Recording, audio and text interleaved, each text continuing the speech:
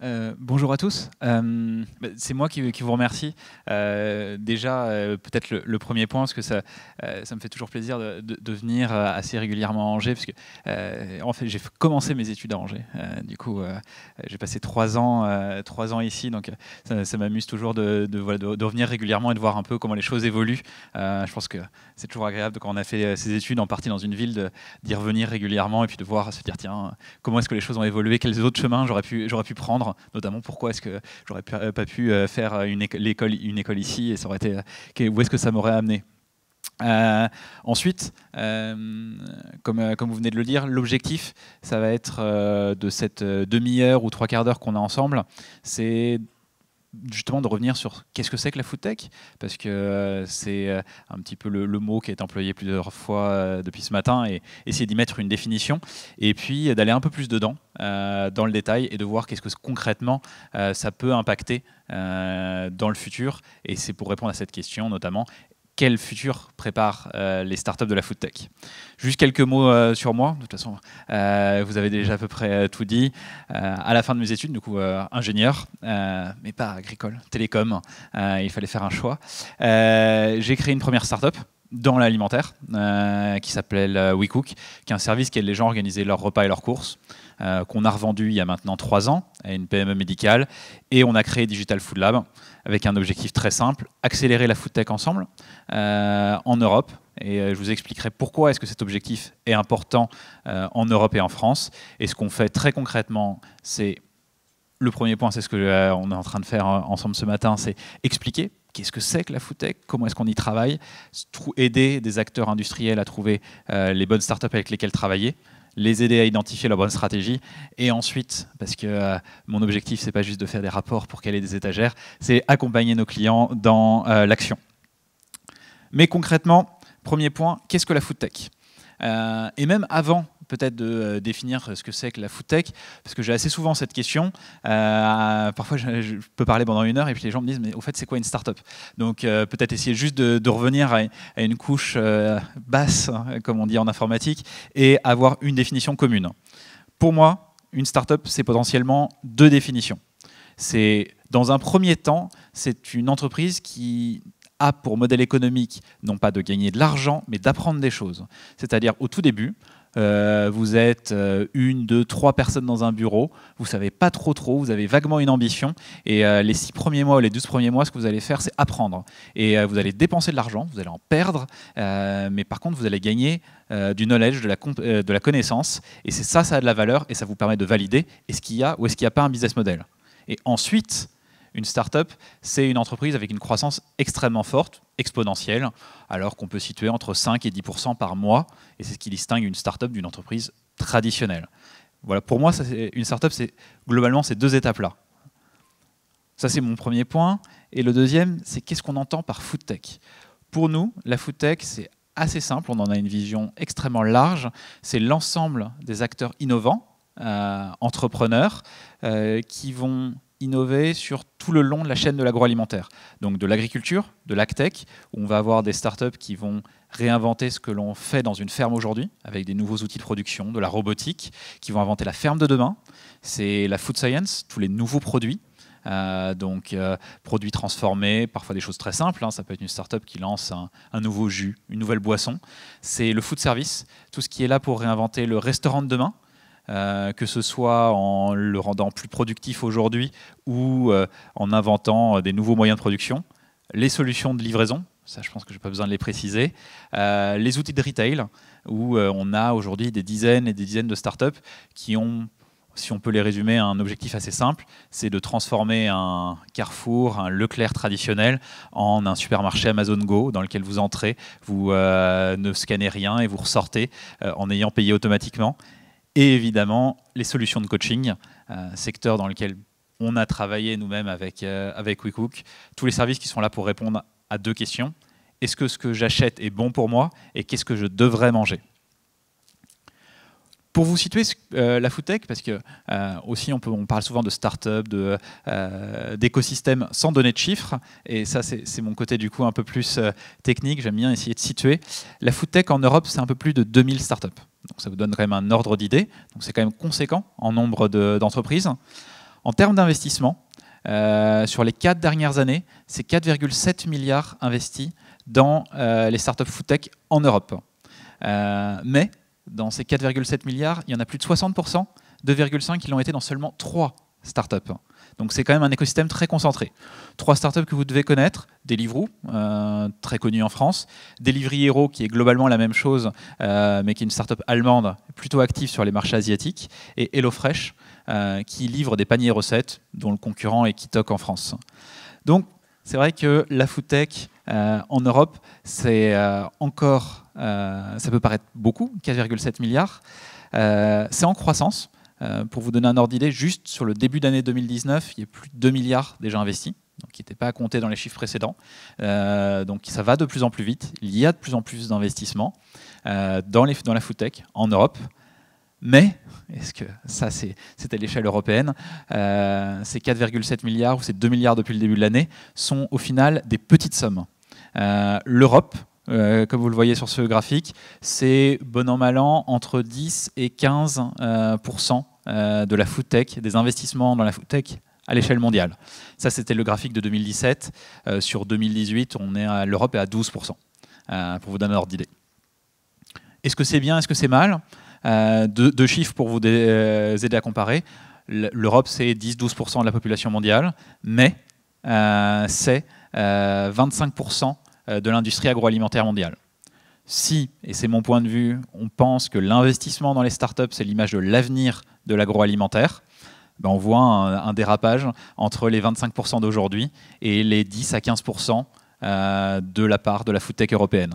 Donc on a un retard assez significatif en termes de quantité d'investissement, de quantité de startups à combler dans les prochaines années en Europe. Quand on creuse un peu plus en Europe, la foodtech, ce n'est pas un phénomène, et la création de startups, mais en particulier dans le food, complètement équilibré. C'est extrêmement concentré. En Europe, c'est 70% dans 3 pays, France, Allemagne, Royaume-Uni. Avec d'ailleurs plutôt la France en 3e. Et ensuite, dans ces 3 pays, 60 à 90% des investissements sont réalisés dans des startups qui sont dans les capitales. Pour la France, c'est 80%, pour l'Allemagne, c'est 90%, pour donner un ordre d'idée. On a tendance à dire que si vous voulez faire un tour de la foodtech en Europe, vous allez à Paris, à Londres, à Berlin, et si vous avez un peu de temps, vous faites Amsterdam, Barcelone et Milan.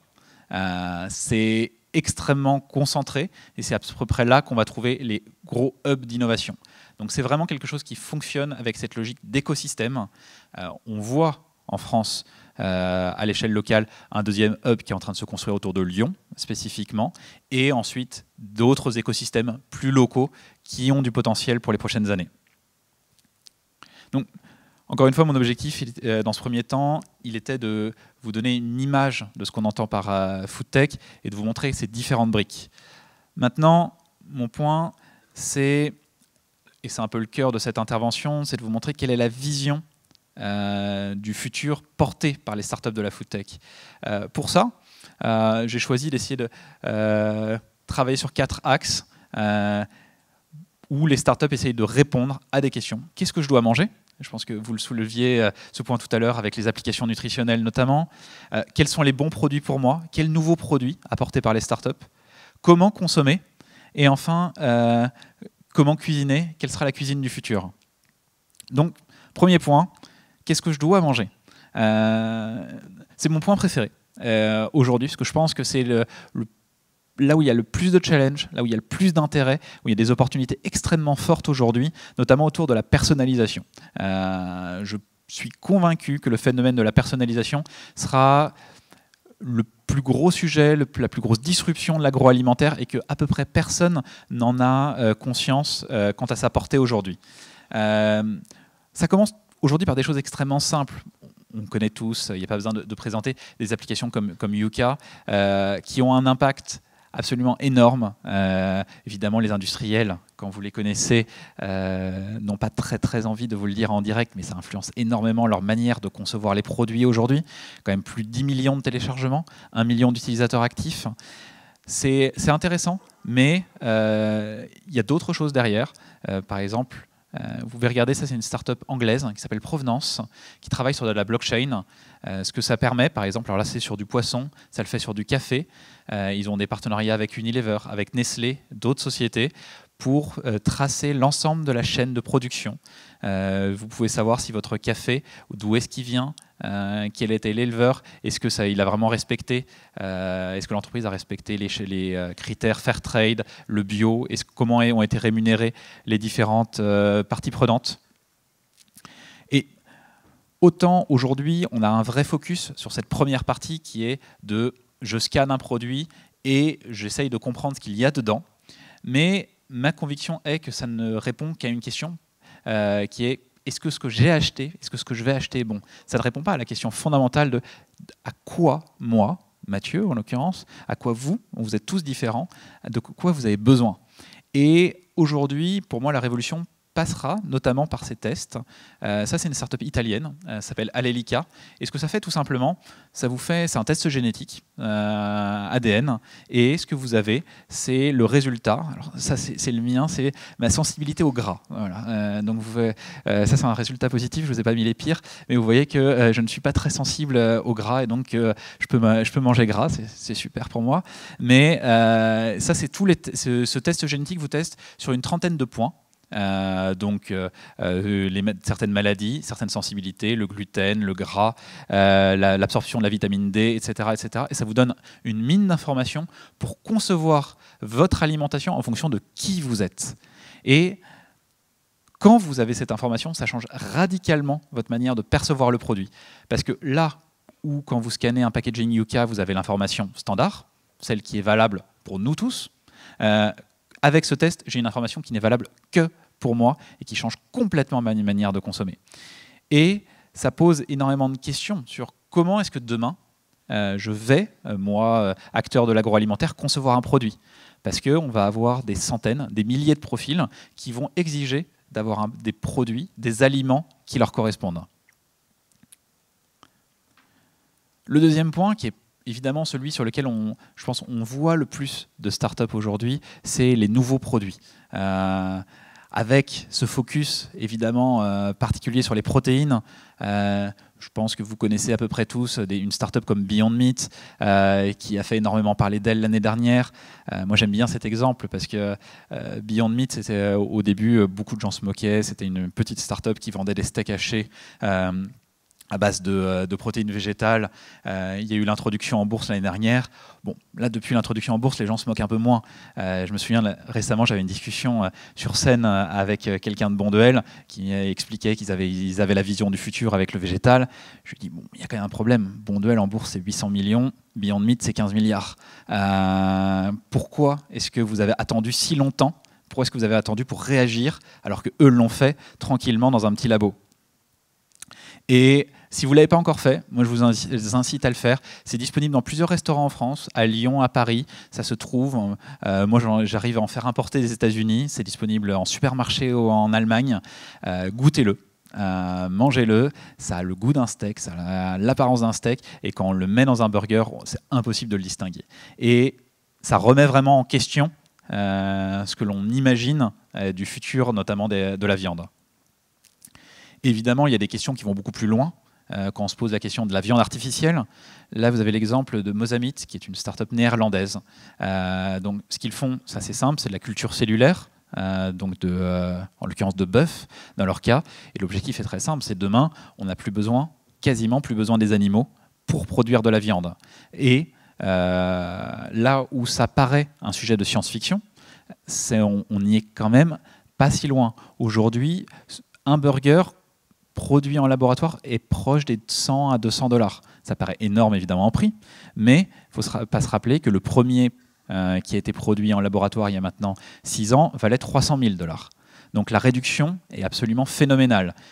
Et à peu près tout le monde est convaincu qu'entre 2022 et 2023, on aura des produits en supermarché disponibles aux États-Unis et en Chine avec de la viande artificielle. Et ça change complètement la conception qu'on peut avoir de l'agriculture, de l'élevage. Comment est-ce que ça va se passer demain, l'élevage? Et c'est là où il y a vraiment aussi un enjeu à avoir de la food tech locale en Europe, parce que selon la manière dont vous cultivez cette viande. Par exemple, dans le cas néerlandais, on est sur quelque chose où il y a toujours besoin d'élevages locaux, où ça peut être l'agriculteur qui lui-même a son petit bioréacteur, loue la technologie à la société, produit sa propre viande, mais si on ne fait aucun effort en Europe, si on n'essaye pas d'avoir et d'imposer notre propre vision, on aura les technologies israéliennes et américaines où il n'y a plus besoin d'aucun animal et on est sur une production standardisée à une échelle industrielle. Donc, ça, en soi, c'est toujours la même chose. La technologie n'apporte ni de bien ni de mal. C'est la manière dont on va choisir de s'en servir qui peut changer radicalement le futur. Et ça, j'aime bien parce que c'est l'exemple français. C'est une start-up française qui fait donc du foie gras artificiel, qui, à mon avis, est un produit qui s'adapte extrêmement bien à la culture cellulaire, parce que un produit difficile à vendre dans beaucoup de pays pour des conditions d'élevage animal et de bien-être animal, et un produit plutôt haut de gamme. Et non, ce n'est pas un petit sujet. Ce que vous avez là, c'est un mapping de différentes initiatives. Celles qui sont en rouge, c'est du clean meat, de la viande cultivée cellulaire, sur toutes les thématiques. On a des entrepreneurs qui font du lait, de la viande, tous les types de viande, beaucoup de choses dans le poisson, dans les œufs et dans tous les sujets, qu'on aille de la gélatine au beurre. Vous avez des startups en train d'émerger dans tous ces domaines, et c'est probablement peut-être le sujet le plus excitant en ce moment à regarder juste maintenant, parce que l'impact sur l'industrie agroalimentaire telle qu'on la connaît, et l'agriculture en particulier, est absolument énorme. Sans entrer particulièrement dans le détail, parce que je pense que vous êtes probablement plus expert que moi sur ces thématiques d'agriculture urbaine, évidemment, les nouveaux produits, c'est aussi les nouveaux ingrédients. Aujourd'hui, j'ai un regard personnellement assez sceptique sur l'agriculture urbaine. Il y a beaucoup de choses qui existent. Nous, on les classe moins par technologie que par modèle économique. On a des modèles économiques qui sont très variés, qui ne sont pas encore fonctionnels. En tout cas, à ma connaissance, je connais personne qui gagne vraiment de l'argent ou de manière sérieuse. Mais dans les prochaines années, que ce soit des acteurs comme Infarm ou Agricool en France, sont en train de construire un nouveau modèle économique avec la capacité de fournir des salades directement dans les supermarchés, de livrer des produits frais directement produits en ville. Et dernier axe sur ces nouveaux produits, celui des marques qui en soi ne sont pas fondamentalement innovantes au sens de la technologie, mais plutôt du marché. Là, c'est un mot que vous connaissez peut-être pas. C'est un acronyme souvent employé dans cet écosystème de start-up qu'on dit DNVB pour Digital Native Vertical Brand ou marque verticale. C'est des marques extrêmement intéressantes qui se construisent que sur Internet avec une idée très simple. Premièrement, on prend un segment sous-exploité, on intègre verticalement toute la production, on distribue et on fait du marketing online, et on est communautaire par design. Dans le food, le meilleur exemple en France, c'est une startup comme Feed. Pareil, vous avez tous déjà dû en entendre parler. C'est dans le sujet food tech et même tech en France, une des plus belles startups qu'on ait eues dans les 10 dernières années. 19 millions d'euros déjà levés, une autre levée plus significative en cours. Si vous ne connaissez pas, donc dans ces bouteilles, vous avez l'équivalent d'un repas. Donc très très gros succès, plusieurs dizaines de millions d'euros de ventes en supermarché et online en France uniquement. Et évidemment des débats extrêmement forts. Est-ce que ce produit correspond à l'identité française, etc., etc. Le fait est que ça se vend fondamentalement, que les Français en veulent, qu'ils aiment ce produit, et que ça rencontre un vrai succès, une vraie appétence de la part du consommateur, et ça amène à se questionner sur ce que le consommateur peut vouloir. C'est aussi des innovations dans des sujets comme des boissons fonctionnelles. J'aime beaucoup cet exemple, ça s'appelle Dirty Lemon. Je vous invite à regarder sur leur site internet, à regarder leurs boissons. Vous avez des boissons au collagène, à la rose, au charbon. On ne vous vend pas le goût, ni le charbon, parce que c'est pas particulièrement bon, ni la rose, c'est pas non plus foufou dans une boisson. Ce qu'on vous vend, c'est le bénéfice. Ce que vous achetez, c'est pas une boisson à la rose, vous achetez une boisson pour la beauté. Vous achetez pas une boisson au charbon, vous avez acheté une boisson anti-coup de gueule. Vous achetez tous leurs produits pour vraiment le bénéfice. Et ce qui est extrêmement intéressant, c'est aussi une manière différente de faire du commerce. Par exemple, cette startup, vous n'essayez pas de la trouver dans un supermarché, ça n'existe pas. N'essayez pas de la commander en ligne, ça ne fonctionne pas. Vous la commandez que par SMS. Nouveau mode pour faire du commerce. Manière complètement radicale de penser la relation avec le consommateur, beaucoup plus personnalisée.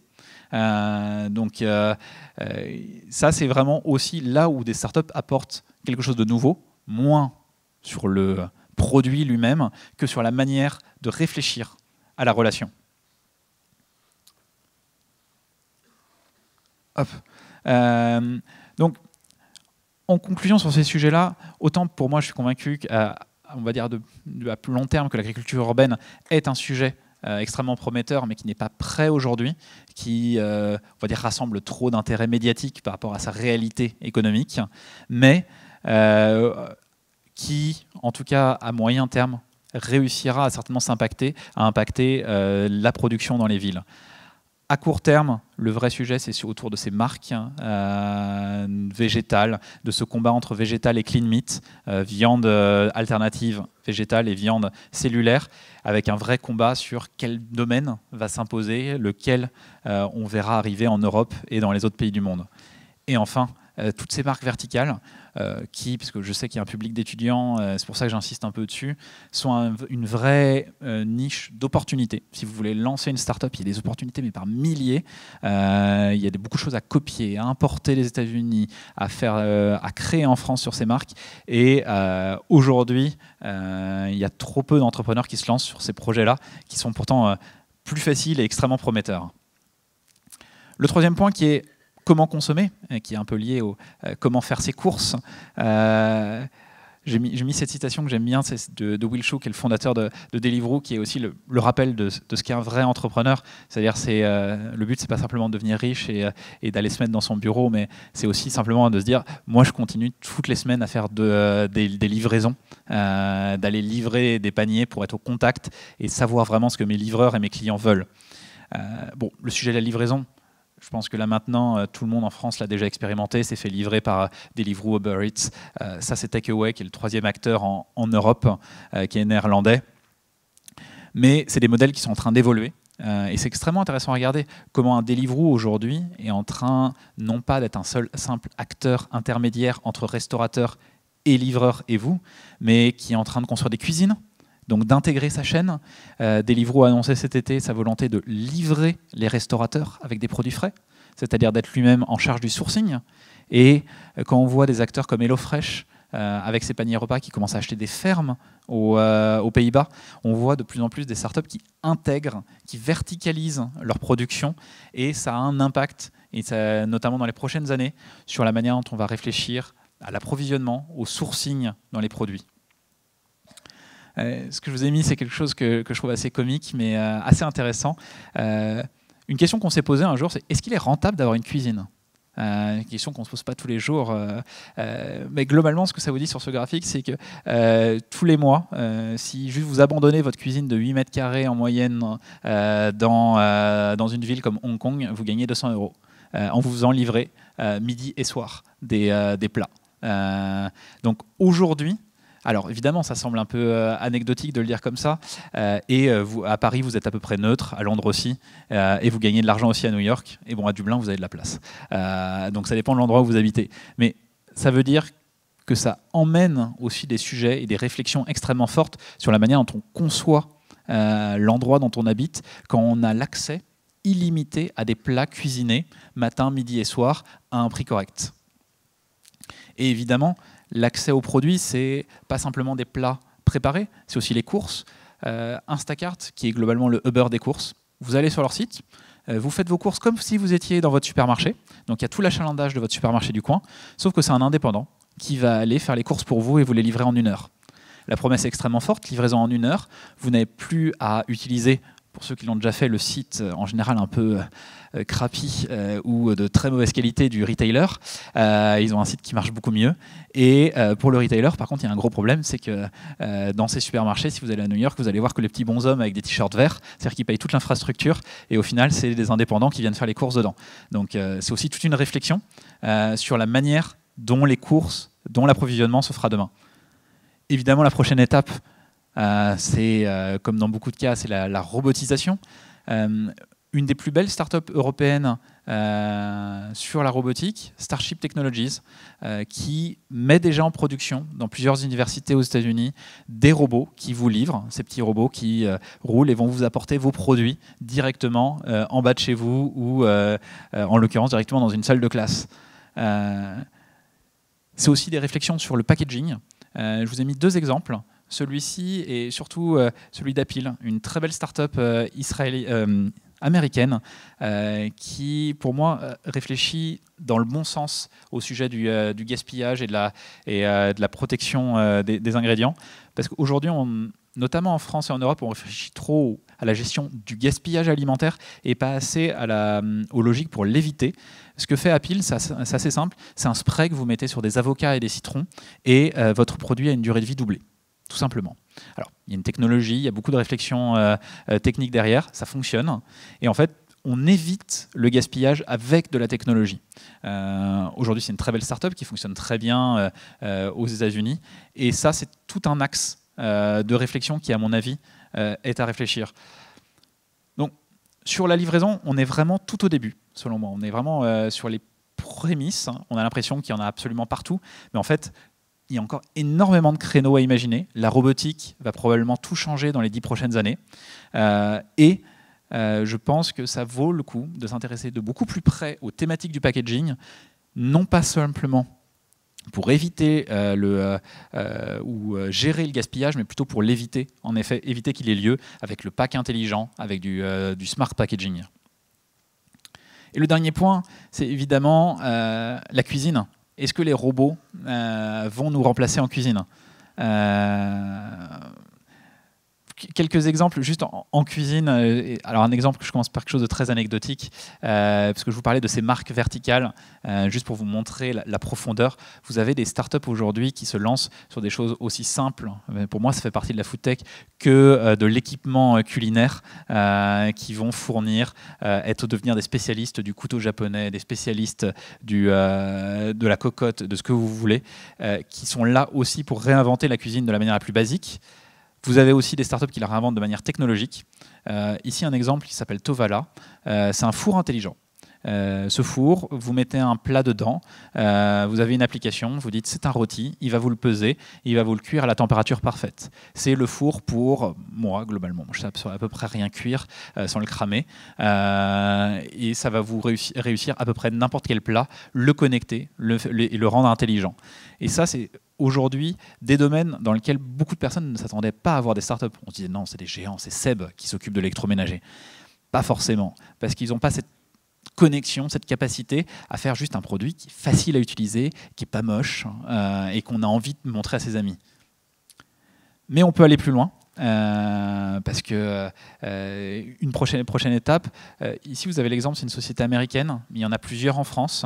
Il y en a une qui s'appelle Paddy, qui a ouvert son premier robot pizza à Val d'Europe, à côté de Disneyland, où vous commandez sur une borne électronique et toute la production de la pizza est robotisée, jusqu'au fait qu'on vous la mette dans une boîte. Il n'y a pas un humain dans le restaurant. Donc de A à Z, on est en production robotique. Et c'est fondamentalement un changement fort pour toute la thématique du fast-food ou du fast casual, parce qu'il y a un besoin aujourd'hui. Alors, on l'imagine assez peu en France parce qu'on a toujours nos thématiques de chômage, etc. Mais on a une forme d'exception dans les pays développés. Aux États-Unis, on a 3% de chômage. On n'arrive pas à recruter qui que ce soit pour faire une pizza. On n'arrive pas à recruter quelqu'un pour faire un burger. Et on a besoin de robotiser, d'améliorer ces postes de travail pour tout simplement produire. Et c'est mon dernier exemple, et ça revient sur mon premier point qui était celui de la personnalisation. C'est quasiment robotique et c'est très personnalisé. Cette petite machine, ça fonctionne comme une Nespresso. Vous lui mettez des cartouches dedans, donc des cartouches de compléments alimentaires, et elle est connectée à votre montre connectée, elle est connectée à votre test ADN, elle est connectée à la météo, elle est connectée, si vous connaissez, à votre MyFitnessPal, a dit ce que vous avez mangé aujourd'hui, etc., à votre activité physique, et le matin et le soir, elle vous fait un shot de compléments alimentaires personnalisés en fonction de tous vos besoins pour que vous soyez en permanence au top. C'est déjà sur le marché, ça vaut pas très cher, ça vaut 300-400 $. Ça coûte un abonnement d'une $50 par mois pour avoir non pas le complément alimentaire de Madame Michu, on n'a pas 1000 fois le même complément, on a chacun un complément différent chaque jour en fonction de la météo, de notre activité, de notre forme. Si on a la grogne, on peut lui dire, il va vous accompagner. C'est une première étape, c'est anecdotique, mais c'est vraiment une image de ce futur de l'alimentation personnalisé pour chacun d'entre nous. Donc, encore une fois, et ça c'est un peu plus dans cet objectif d'ouverture, notamment pour des étudiants, les outils de cuisine sont un domaine de ces marques verticales, DNVB, qui est encore très ignoré en Europe et qui a un potentiel absolument gigantesque. La robotique dans le food service, on en est encore tout début. Il y a quelques startups, il y a la place pour des centaines d'acteurs sur ce sujet-là. Et la personnalisation par les compléments alimentaires est, à mon avis, un des sujets les plus excitants à regarder dans les 2 à 3 prochaines années. Bon, ça c'était pas prévu, l'erreur Adobe, c'était pas la vision du futur. Bon. Voilà. Quel rôle pour la France? Voilà. Ça c'était du coup l'erreur Adobe, c'était peut-être pas la meilleure conclusion sur le rôle de la France. Mais, juste cette citation que j'aime bien, c'est j'étais avec le directeur digital d'un grand groupe agroalimentaire et qui me résumait sa vision de ce qu'il fallait faire au sujet de la food tech et des startups avec on est tous convaincus qu'il faut faire des choses, mais on est tous convaincus qu'on va se planter. Donc on va en faire, on va communiquer dessus, ça va échouer, mais on l'aura fait. Voilà. Bon, ça c'était sa stratégie. Il est toujours en place. C'est toujours un problème d'ailleurs, mais enfin bon. Et puis bon, il fait toujours des choses qui servent à rien. Mais c'est pas grave. Moi, je pense qu'il y a des choses à faire concrètes, qui ont un impact et qui sont utiles. Il y a un rôle en France. Il y a des choses à faire. On peut construire un hub européen de la food tech. Globalement, le hub européen de la food tech jusqu'à il y a 2 ans, c'était Londres et le Royaume-Uni. Pour des raisons assez logiques, pas mal de fonds d'investissement sont en train de déménager de Londres. Il y a moins d'énergie à Londres et on peut devenir le hub européen de la food tech. On va dire le Brexit nous porte chance sur ce sujet-là, donc soyons-en satisfaits. Ce qui manque en France, c'est en effet plus de financement, très tôt, et aussi pour les startups matures, de l'expertise et un accès au marché européen.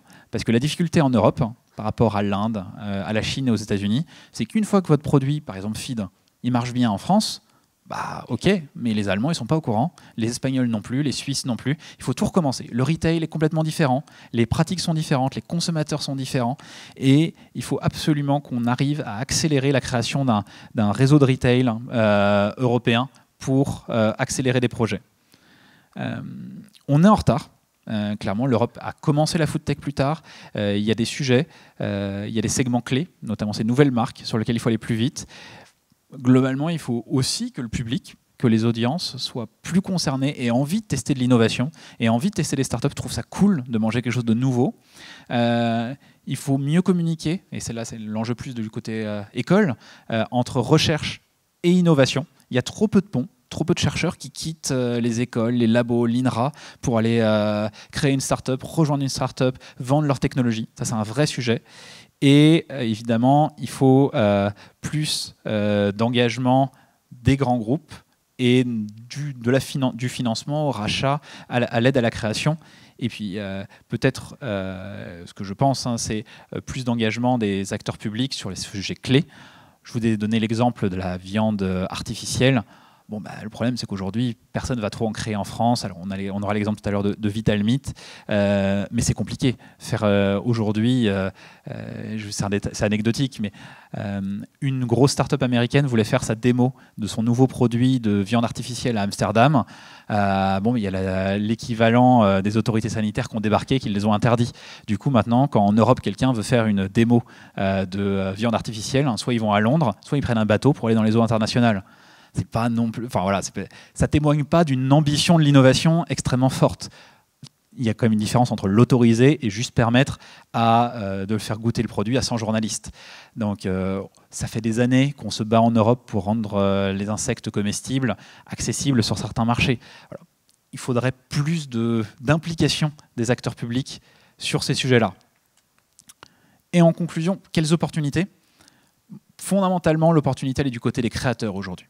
En Europe, il y a un besoin de création de start-up dans la food tech absolument énorme. Il y a des opportunités partout. Finalement, être en retard, c'est parfois une chance, parce qu'il y a beaucoup de choses qui ont marché ailleurs, et c'est pas si dur de les copier, de les adapter, de les modifier au marché européen. Donc aujourd'hui, n'importe quel créateur avec un cerveau et qui sait à peu près marcher peut créer quelque chose qui fonctionne. Donc tous les étudiants et d'ailleurs les chercheurs et tout le monde dans cette pièce, vous pouvez créer une startup food tech successful assez facilement. Et même si ça échoue, c'est pas grave parce que c'est quand même super excitant et marrant. Il faut y aller. Pour les acteurs traditionnels, évidemment, il faut travailler avec ces startups, il faut investir dedans, même à des petits tickets, il faut être client des startups.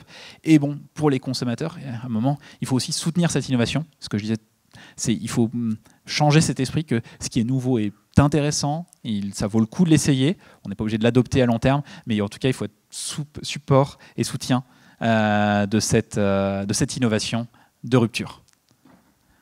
Merci à tous. Et si vous avez des questions, je crois qu'on a un peu de temps pour échanger.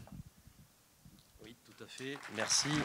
Alors, merci effectivement pour cette présentation. Merci pour ces éléments, ces rappels de définition sur la start-up, la food tech, etc. Puis sur ces questionnements également.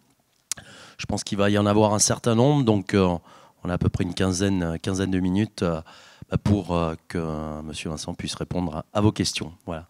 Est-ce qu'il y a des questions dans la salle?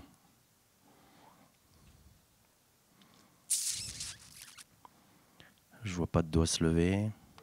Ah, Monsieur le Président, je vous passe le micro.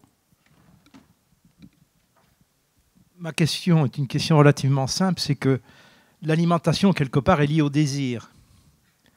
Donc, comment accroître le désir des consommateurs potentiels pour, justement, consommer ces produits, parce que c'est vrai qu'un steak végétal, c'est très bien, on peut en goûter. Dans le même temps, on entend aussi des messages qui ne sont pas toujours très favorables sur le plan de la santé. Donc il y a toutes ces...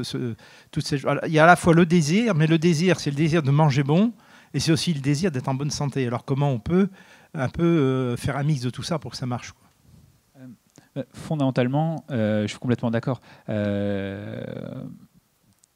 Ce que j'ai montré à la fin, l'exemple avec cette start-up qui fait le petit shot qui n'avait pas l'air appétissant du tout, mélangé avec des cartouches. Là, on n'est pas du tout dans le désir. On est dans quasiment dans un bienvenu à Gattaca avec à la fin quelque chose d'extrêmement optimisé. Mais bon, c'est juste un axe de réflexion et on est d'accord que l'alimentation reste associée au plaisir et à quelque chose qui doit être agréable au quotidien. Par contre, pourquoi est-ce qu'aujourd'hui des startups comme Beyond Meat, Impossible Foods ont un succès énorme aux États-Unis et dans d'autres pays? Parce que leur promesse, c'est en fait un vrai changement de paradigme.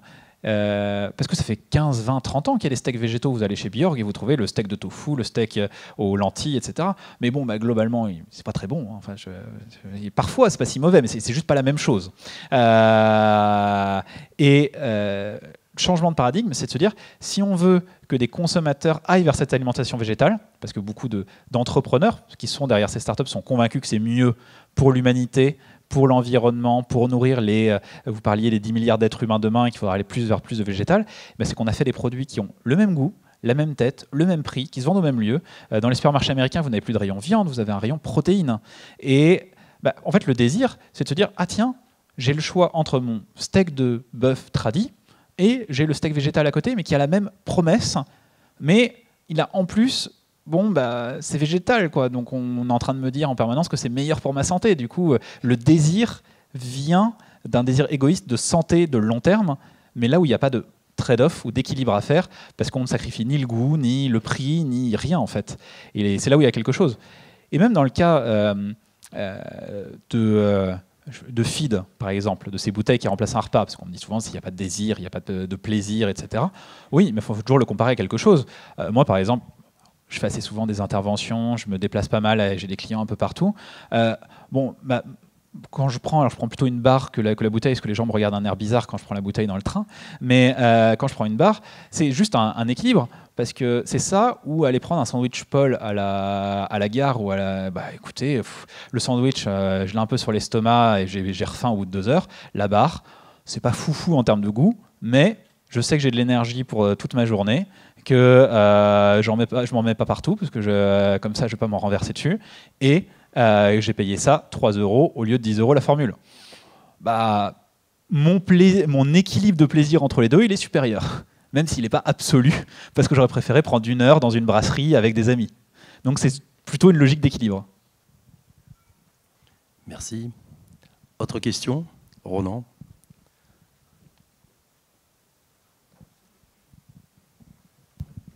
Merci pour votre présentation. Les startups sont essentiellement dans les capitales. Est-ce que les circuits de distribution vont rester aussi dans les capitales? Est-ce que ça va diffuser dans les plus grandes villes? Mais moi, ma question après, c'est on a quand même beaucoup de communes et de petits dans la ruralité. Est-ce que ces concepts-là vont diffuser? Certains oui, certains non. Assez logiquement, bon, vous n'aurez pas des Deliveroo dans le village de mes parents où il y a 500 habitants. Hein. Les livreurs en vélo, ils vont avoir un problème à venir. Voilà. Bon, ça, non. Maintenant, aujourd'hui, vous trouvez du feed dans tous les supermarchés en France. Donc c'est vraiment une question. Certains produits vont percoler, d'autres pas forcément.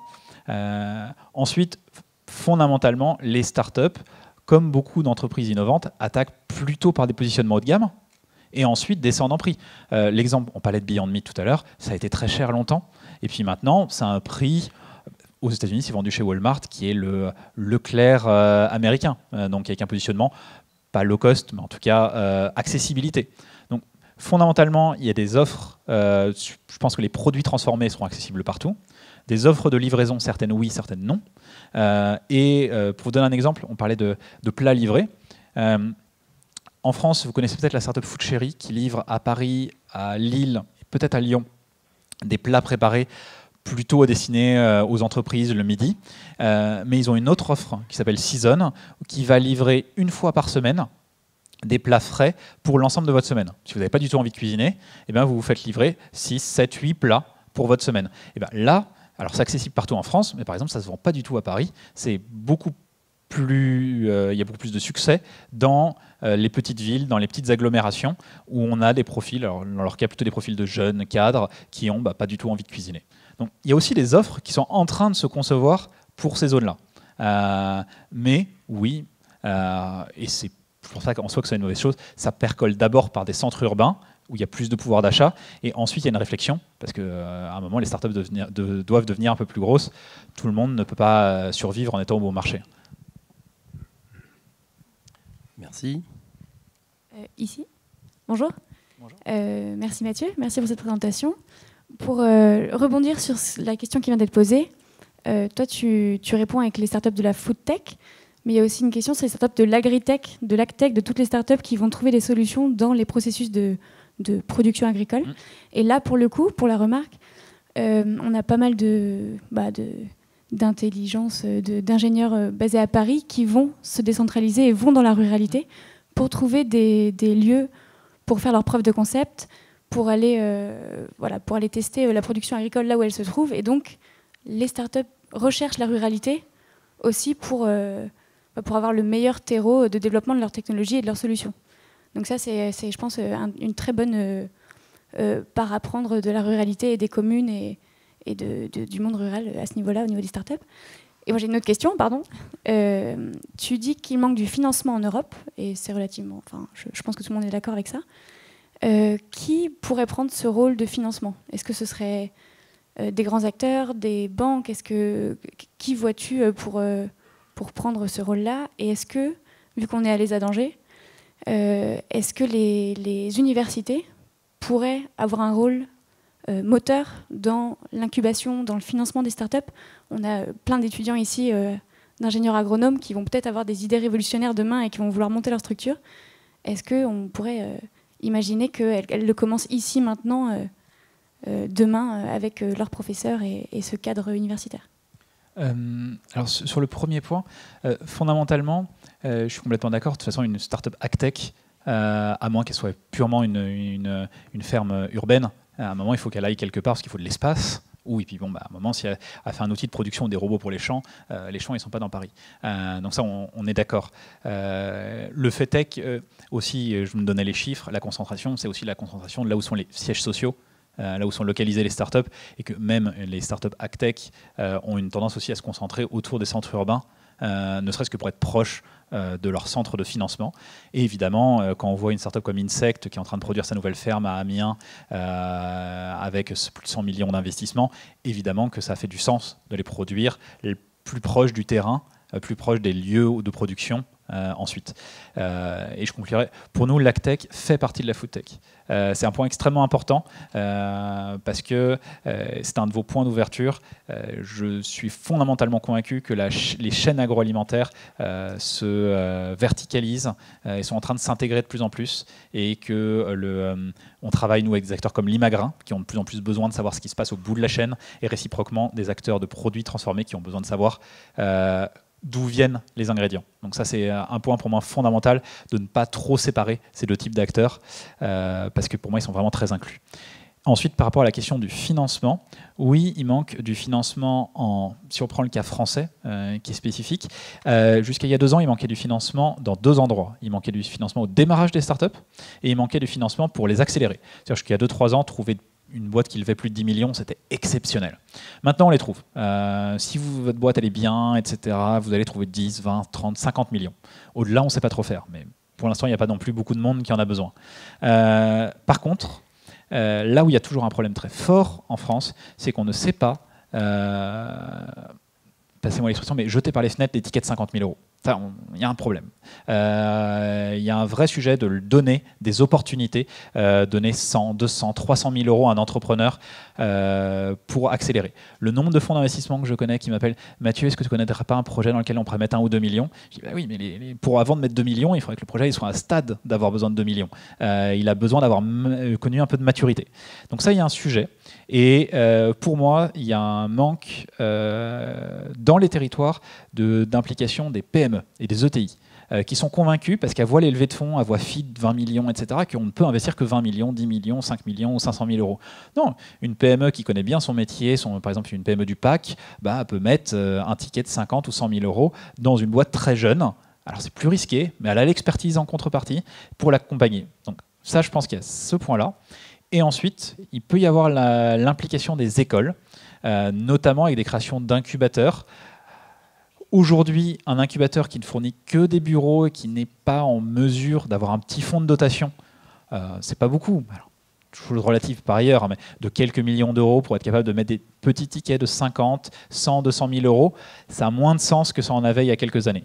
Mais oui, fondamentalement, il y a un rôle qui aujourd'hui est très joué aux États-Unis parce que les universités ne sont pas financées de la même manière, donc c'est complètement différent. Mais pour notamment le financement de projets qui vont être un peu techno. Pour le financement de gens qui vont faire des fourchettes ou des couteaux japonais, bon là c'est pas le rôle de l'incubateur de l'école de mettre 100 ou 200 000 euros.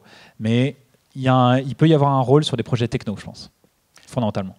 Oui, je vais me permettre de prendre la parole. Donc merci pour le prolongement de la question, et puis merci pour votre réponse, parce qu'effectivement dans une école telle que la nôtre, le lien avec les agriculteurs est important. Donc vous avez précisé en fait finalement l'intégration aussi de l'AgTech ou AgTech dans la foodtech. Donc ça c'est important, parce que je pense que beaucoup dans la salle se posaient la question.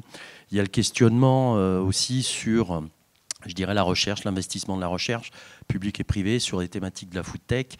Donc moi, j'avais une question finalement, quel rôle de Digital Food Lab dans la mise en relation justement de labos de recherche, alors qu'ils soient privés ou publics, avec des entreprises dans cette logique de transfert, valorisation, où on sait très bien qu'en France, effectivement, je dirais, on peut mieux faire à tous les niveaux, y compris au sein de nos propres unités de recherche. Et puis, je dirais en lien avec ma question précédente, est-ce que vous avez une idée finalement des thématiques ou du volume justement de la recherche en France sur ces thématiques de la foodtech? Est-ce qu'il a progressé, et comment on peut accompagner cette progression s'il le faut? Pour être extrêmement honnête, pour moi c'est flou. J'arrive pas. J'ai essayé d'échanger avec l'INRA, etc. Je comprends pas trop. J'arrive pas juste à avoir à un moment une liste, voilà, de choses. Enfin, leur demander est-ce que vous avez un fichier Excel avec les choses intéressantes qui pourraient intéresser des startups, des entrepreneurs. Pour moi, il y a une tentative de mettre des processus en place de transfert de technologie, mais je trouve ça trop compliqué. Enfin, trop compliqué pour qu'un entrepreneur veuille se lancer et utiliser ça. Et je pense que les premières étapes doivent fondamentalement venir de chercheurs qui quittent et qui vont créer. et qui eux-mêmes seront un peu les têtes de pont. Et là, c'est encore très très compliqué. Bon, donc on a du progrès à faire. Il y a du boulot à faire. Alors ça a été dit aussi, on peut capitaliser sur nos étudiants, notamment au travers des incubateurs, des fonds de dotation, et l'ESA s'est effectivement mise en marche dans cette dynamique-là. D'ailleurs, on a accueilli notre première entreprise que l'ESA a incubée au sein de notre direction de relations entreprises. C'est une entreprise développée par une start-up développée par des jeunes ingénieurs autour de la GTech sur une application qui vise à mieux évaluer le temps de travail dans les exploitations. Donc le lien avec les agriculteurs, il est là, l'innovation, elle est là, et puis on réfléchit à un fonds de dotation. Donc Monsieur le Président, nous avons encore beaucoup de travail et je dirais un bel avenir sur ces thématiques-là. Voilà. Est-ce qu'il y a une dernière peut-être question? Je vois le timing. Allez, dernière question et je vous proposerai de continuer l'échange ensuite autour d'un café. Bonjour monsieur, je me présente Hilaire Jacquemet, élève à Agricadre. Et donc, pour vous revenir un peu, je vous remercie de votre présentation. Et vous avez présenté toutes les innovations un peu dans la food tech. Et je reviens notamment sur la viande artificielle, l'alimentation cellulaire. Mais concrètement, est-ce que cela ne va pas occasionner en fait la mort petit à petit des agriculteurs qui, eux, produisent vraiment de la vraie viande, de la vraie nourriture, sans passer par des laboratoires pour produire toutes ces nourritures? Et est-ce que en fait, la limite de cette food tech, ce n'est pas de tuer la base, qui est la base de l'alimentation, c'est-à-dire les agriculteurs? C'est une vraie question. J'aimerais avoir une réponse simple, claire sur le sujet. La seule réponse que je peux avoir sur ce sujet-là, et c'est pour ça, c'est un peu le côté quasiment militant, même si ce n'est pas notre sujet d'être militant, qu'on a sur la food tech, c'est que si on n'a pas en Europe des entreprises leaders sur ces thématiques, il y aura un exemple tout à l'heure avec Vital Meat qui est à Nantes, qui travaille sur du poulet artificiel, mais en fait, on n'aura pas voix au chapitre demain dans les réflexions de où va le modèle de ces viandes artificielles. Donc, pour moi, c'est extrêmement important. Alors, je ne suis pas rentré dans le détail, mais il y a des différents types de technologies, ça dépend des types de cellules qu'on emploie, de leur potentiel, etc. Et selon les technologies, il y en a qui, on va dire 3 sur 4, qui remettent en cause en effet l'existence de l'agriculteur d'élevage. Et il y a un modèle qui continue à nécessiter de l'agriculture d'élevage, notamment parce qu'on en a quand même besoin pour produire les cellules souches de base. Donc, ça, c'est une partie de la réponse. Et ensuite, si le sujet vous intéresse, il y a une université aux Pays-Bas où ils font beaucoup de recherches sur qu'est-ce que ça voudra dire l'agriculture demain. Est-ce qu'on aura les agriculteurs qui deviennent des petits industriels, avec chacun son bioréacteur, sa formule, qui apportera... Parce que la viande artificielle a souvent un défaut, c'est qu'elle n'a pas de goût, parce que c'est des cellules souches, et souvent elles ont le goût de rien, tout simplement. Donc il faut apporter un peu d'assaisonnement, etc. Donc on aura des agriculteurs qui deviendront d'une certaine manière des artisans. Donc il y a beaucoup de réflexions à avoir. Donc ça, c'est un premier point. Le deuxième point, c'est qu'il ne faut pas mélanger les débats. Ce sera une viande qui sera là pour remplacer le steak haché, le burger, ce qui aujourd'hui est quand même pas foufou dans la viande. C'est aussi là pour nourrir des marchés qui ont un besoin et une envie quasiment sociologique de protéines, les marchés africains, asiatiques, pour qui c'est un élément de distinction d'avoir la viande sur la table. Donc on ne peut pas leur refuser aussi d'avoir de la viande, et on sait qu'on ne peut pas, même physiquement, on n'a pas l'espace dans le monde de produire avec de l'élevage la quantité de viande nécessaire. Donc ce sera beaucoup plus pour ces marchés que pour les marchés matures, et il est improbable de voir dans les 20 prochaines années la viande artificielle remplacer la viande d'élevage en Europe. Donc c'est des débats quand même un peu différents entre des zones géographiques et aussi des modèles d'influence. Et c'est peut-être un peu mon point, et ça résume aussi différentes questions qu'on a posées. Les startups qu'on connaît tous, les GAFA, les géants, c'est des leaders mondiaux qui ont... on a tous eu, hein, en France, on avait notre Facebook local, notre Google local, on en a toujours un, mais enfin, il ne sert pas à grand-chose. Mais aujourd'hui, il y a des leaders mondiaux. Rien ne dit, et c'est même plutôt le contraire, qu'on n'aura pas demain 2-3 startups globales leaders dans la viande artificielle, 2-3 startups dans l'agriculture urbaine. Et ces startups seront des leaders d'opinion et imposeront d'une certaine manière leur vision du monde. Donc c'est juste à nous en Europe de savoir, est-ce qu'on veut avoir parmi ces 2-3 startups, parmi chaque domaine, 1 ou 2 startups européennes. ou alors on aura juste le choix de faire des débats à l'Assemblée nationale sur Amazon c'est mal, Facebook c'est pas gentil et Apple ils sont méchants. Pour moi c'est un peu ça la question. Merci pour ces précisions. Donc, alors, je précise, il y aura une keynote justement où le fondateur et le dirigeant de VitalMeat sera présent cet après-midi, donc vous pourrez aussi lui poser d'autres questions. Après, c'est aussi une question de chronologie, de marché, vous l'avez dit. En tout cas, il y a un marché sur la viande cellulaire, je pense, qui est particulièrement intéressé. C'est celui l'aérospatial. Alors, j'ai discuté justement avec un ingénieur de l'ESA, l'autre ESA, celle qui est un petit peu moins connue, hein, l'European Space Agency, voilà, qui me disait effectivement ces problématiques-là aujourd'hui, c'est des problématiques effectivement qui les intéressent, notamment sur la production aussi de végétaux. Et je dirais quand on sait le prix au kilo pour envoyer dans l'espace, je dirais, différents éléments, que ce soit du matériel, que ce soit la nourriture, l'aérospatiale et notamment l'ESA, l'autre, est particulièrement intéressé par exemple par cette technologie-là.